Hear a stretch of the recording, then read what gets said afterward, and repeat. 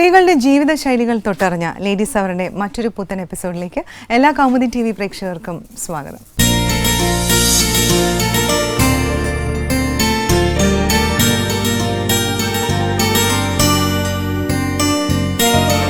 വിവിധ മേഖലകളിൽ തങ്ങളുടേതായ പ്രാഗൽഭ്യം തെളിയിച്ച് വിജയം നേടിയ സ്ത്രീരത്നങ്ങളെ പരിചയപ്പെടുത്തുന്നു സ്മാർട്ട് ലേഡി.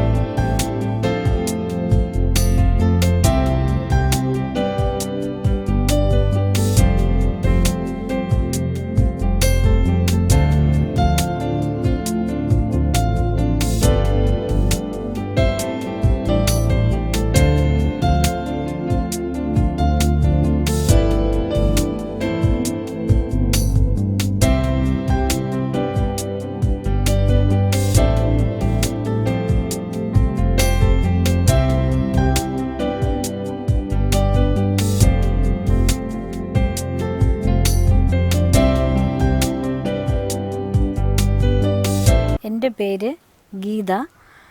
ഞാൻ തിരുവനന്തപുരത്ത് പോങ്ങമ്മൂട്ടിൽ ഓർക്കിഡ് പ്ലസ് എന്ന് പറയുന്നൊരു സ്ഥാപനം നടത്തി വരികയാണ്. 10 വർഷത്തോളമായി. ഇവിടെ പ്രധാനമായിട്ട് ചെയ്യുന്നത് ഓർക്കിഡ്സാണ്. പിന്നെ കൂടാതെ ആന്തൂറിയം, അഡീനിയം, യൂഫോബിയ എന്നീ വക പ്ലാന്റ്സും ഉണ്ട്. ഓർക്കിഡ്സിൽ പ്രധാനമായിട്ടുള്ളത് dendrobium, phalaenopsis, ground orchids, vanda, mokara, phalaenopsis, cattleya, oncidium, cymbidium, ഇങ്ങനെയുള്ള പല വെറൈറ്റീസ് ഇവിടെ ഉണ്ട്. ഇത് മെയിനായിട്ട് ഞങ്ങൾ തായ്ലൻഡിൽ നിന്ന് ഇമ്പോർട്ട് ചെയ്ത് പ്ലാന്റ്സാണ് ഇവിടെ ഉള്ളത്. തായ്ലൻഡിൽ നിന്ന് ഇമ്പോർട്ട് ചെയ്യുന്നവരുമായിട്ട് ഞങ്ങൾ കോണ്ടാക്റ്റ് വെച്ചിട്ട് അവിടെ നിന്ന് ഞങ്ങൾ സാധനങ്ങൾ വാങ്ങിച്ചാണ് ഇത് കൃഷി ചെയ്യുന്നത്. ഇതിൻ്റെ തൈകൾ വാങ്ങിച്ചിട്ട് അത് വളർത്തി പിന്നെ വലിയ പ്ലാന്റ്സ് ആയിട്ടും തൈകളായിട്ടും ഞങ്ങൾ ഇവിടെ വിൽക്കുന്നുണ്ട്. ഇത് മെയിനായിട്ട് ഒരു ഓർക്കിഡിനെന്ന് പറയുന്നത് സാധാരണ നമ്മുടെ കേരളത്തിൻ്റെ കാലാവസ്ഥയ്ക്ക് അനുയോജ്യമായ ഒരു കൃഷിയാണ് ഓർക്കിഡ് കൃഷി. മറ്റുള്ള റോസ് വക പ്ലാന്റ്സിനെ പോലെയൊന്നും ഇതിന് അങ്ങനത്തെ പ്രത്യേകിച്ച് അസുഖങ്ങളൊന്നും വരാറില്ല. അതുകൊണ്ട് വളർത്താൻ എളുപ്പമാണ്. പിന്നെ നല്ല ഒരു വരുമാനവും ഇതുവഴി നമുക്ക് കിട്ടും. എല്ലാ വീട്ടമ്മമാർക്കും ഇത് പരീക്ഷിക്കാവുന്ന ഒരു കൃഷിയാണ്. കുറച്ച് സ്ഥലം മതി. സാധാരണ മണ്ണിൻ്റെ ആവശ്യം ഇതിനില്ല.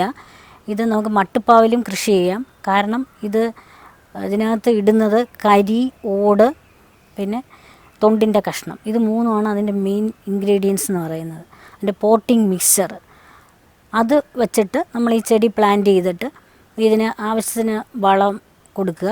വളം എന്ന് പറയുന്നത് നമ്മൾ സോളിഡ് വളമല്ല, ദ്രാവക രൂപത്തിൽ ആണ് ഇതിന് വളം ചെയ്യേണ്ടത്. വളം സ്പ്രേ ചെയ്ത് കൊടുക്കണം. തണ്ടിലും ഇലയിലും എല്ലാം വീഴത്തക്കവണ്ണം സ്പ്രേ ചെയ്ത് കൊടുക്കുക. അങ്ങനെ ആഴ്ചയിൽ ഒരു പ്രാവശ്യം അല്ലെങ്കിൽ 2 ആഴ്ചയിൽ ഒരിക്കലെങ്കിലും വളം ചെയ്യുകയാണെങ്കിൽ നമുക്ക് നല്ലപോലെ അത് പൂക്കൾ കിട്ടും. പിന്നെ പൂക്കളിനും നല്ല വിപണിയുണ്ട്. ചെടിക്കുള്ളതുപോലെ തന്നെ പൂക്കളിനും ധാരാളം വിപണികളുണ്ട്. കാരണം വാലൻറ്റൈൻസ് ഡേ, ബർത്ത്ഡേ, ഇങ്ങനെ പല ഫങ്ഷന് നമ്മൾ പൂക്കൾ കൊണ്ട് നമുക്ക് പൂക്കൾ വിൽക്കാൻ കഴിയും.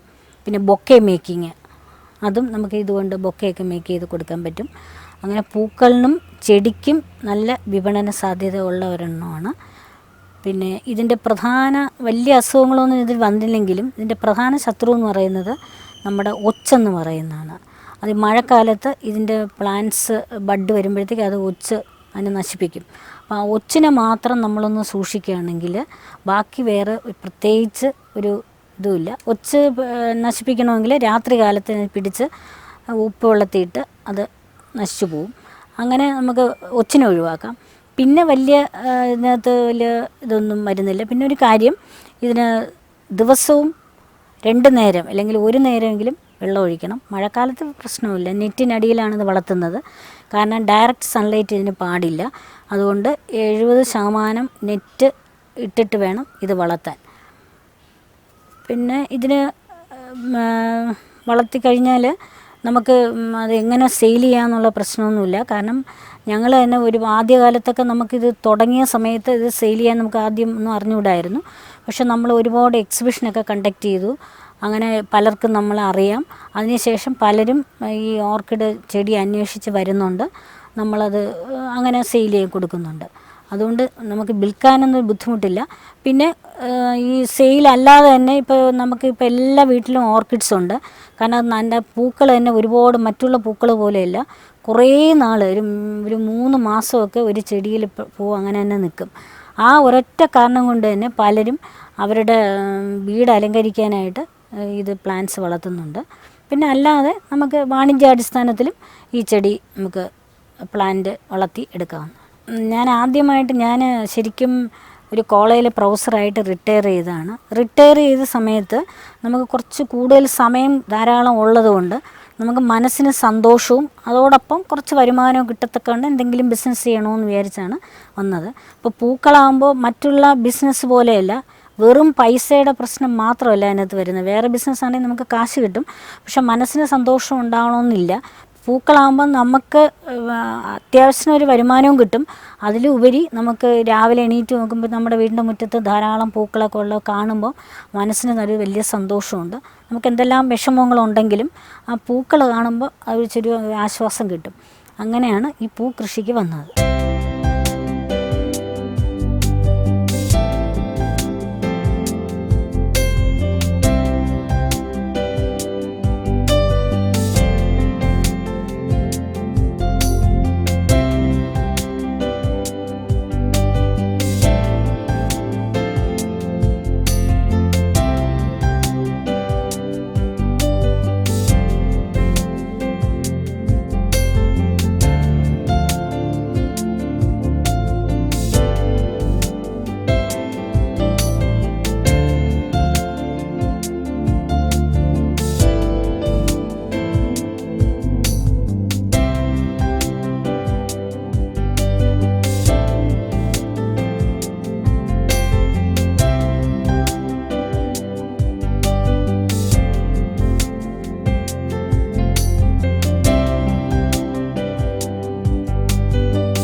മറ്റ് ഇന്ത്യൻ ഇവിടുത്തെ പൂക്കളെന്ന് പറയുമ്പോഴത്തേക്കും സാധാരണ ഈ പൂക്കളൊക്കെ 1-2 ദിവസം അതിന് ആയുസുള്ളൂ.